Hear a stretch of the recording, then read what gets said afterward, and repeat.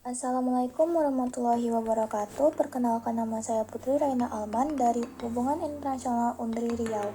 Kali ini saya akan menjelaskan tentang tokoh realisme dan liberalisme. Realisme dan liberalisme. Realisme merupakan salah satu mazhab teori hubungan internasional yang berpusatkan kepada 4 ide utama. Yang pertama, sistem internasional yang bersifat anarki. Yang kedua, negara adalah aktor utama dalam hubungan internasional. Yang ketiga, semua negara di dalam sistem internasional adalah aktor pengelola rasional.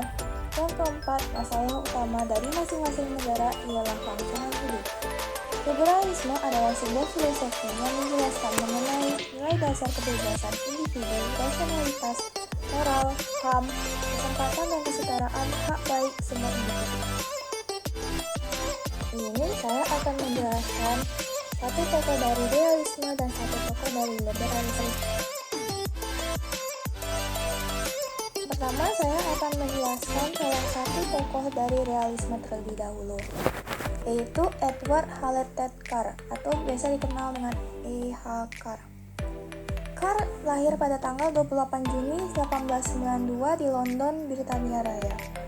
Dia merupakan lulusan dari Merchant Taylor School dan Trinity College Cambridge. Dia juga bekerja sebagai editor di The Times pada tahun 1941 hingga 1946. Carr merupakan peneliti politik Inggris dan sejarawan spesialisasi di sejarah Rusia modern. Dia juga pernah menjabat sebagai duta besar pada tahun 1919 hingga 1936, namun dihentikan karena ingin melanjutkan karir akademiknya. Salah satu karya dari E.H. Carr yang masih dijadikan referensi dalam ilmu hubungan internasional ialah The 20 Years of Crisis. Buku ini juga berkontribusi banyak terhadap perkembangan ilmu hubungan internasional karena dijadikan sebagai jawaban setelah The Great War dan untuk mencegah terjadinya perang dunia. Buku ini mengkritik tentang pemikiran idealis dan memberikan 4 kunci perbedaan antara idealis dan realis.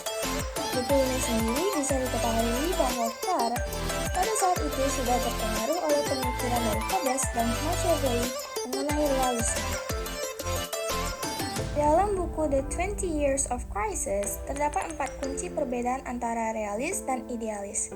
Yang pertama adalah kaum idealis mengharapkan perubahan yang ideal melalui act of will, namun mereka tidak mengetahui langkah-langkah untuk perubahan ideal tersebut. Sedangkan bagi kaum realis cenderung pesimis akan terjadinya perubahan realitas. Yang kedua adalah di perbedaan teori dan praktik. Yang ketiga adalah perbedaan antara golongan radikal dan konservatif. Untuk golongan radikal, mereka cenderung lebih idealis dan utopis, sedangkan untuk golongan konservatif cenderung lebih realis. Yang keempat adalah perbedaan antara etika dan politik. Kaum idealis cenderung percaya akan kekuatan etika, sedangkan kaum realis, etika muncul karena adanya relasi kekuasaan. Carr juga memiliki karya-karya lainnya. Berikut beberapa karya yang dihasilkan oleh Carr.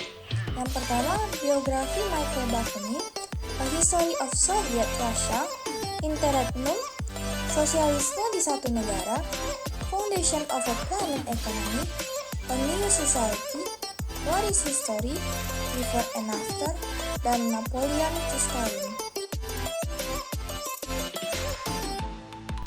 Yang kedua, saya akan menjelaskan salah satu tokoh dari teori liberalisme, yaitu Immanuel Kant.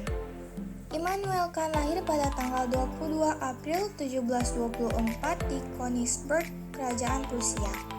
Ia mengambil pendidikan dasar di St. George Hospital School dan melanjutkan pendidikannya di Collegium Frideriциanum dan Universitas Königsberg. Dia juga pernah bekerja sebagai guru privat selama 7 tahun untuk menempuh pendidikannya dan sebagai profesor di Universitas Königsberg. Dia juga mengambil teori kantianisme dan liberalisme.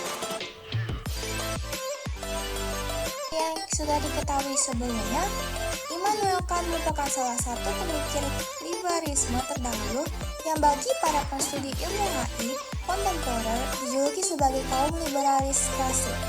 Yang pada dasarnya teori yang berkembang dari bawah yang beranggapan bahwa hubungan internasional sebagai politik yang berkembang keluar yang tadinya bermula dari wilayah politik domestik.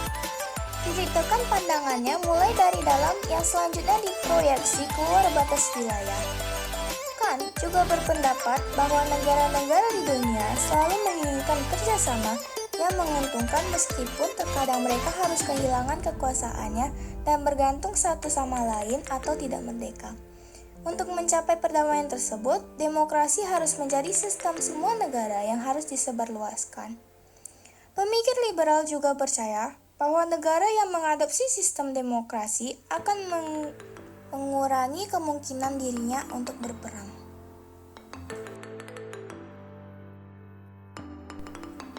Salah satu karya dari Immanuel Kant untuk materi ilmu hubungan internasional ialah Towards Perpetual Peace, yang merupakan karya Immanuel Kant yang memiliki kontribusi monumental untuk hubungan internasional.